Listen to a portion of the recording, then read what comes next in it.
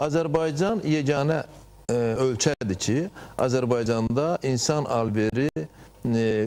alverçiləri və insan alveri qurbanlarının 98%-nə qədəri qadınlardır. Amma bu belə deyil. Bu aslında beləsi mümkün də deyil. Çünki Azərbaycan şərq ölkəsidir. Azərbaycanda kişilərlə müqayisədə qadınlar daha az hüquqlara malik. Amma necə olur Azərbaycanlı xanımlar 98% insan alveri cinayətinin təşkilatçısı qadınlar olur? Bu real deyil. İnsan alverinə qarşı mübarizə effektli aparılmalıdır.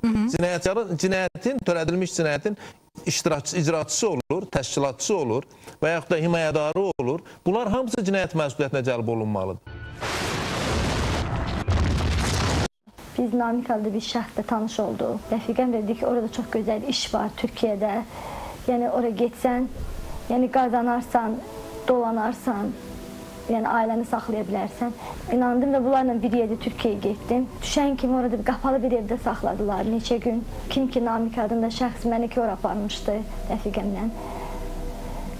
Apardılar məni bir evə. Yeyib içmək var idi. Onun oğlunun, güya ki onun oğlunun ad günü idi, nə idisə, yığıncaq idi. Yedilər, içdilər, əyləndilər. Sonra mənə dedi ki, səni gəlib indi aparacaqlar. Dedim, hara aparacaqlar? Dedi ki, sən dinmə. Məni vuraraq dedi ki, sən bir də mənə artıq əski suallar vermə, mən özüm bilirəm səni hara aparacaq.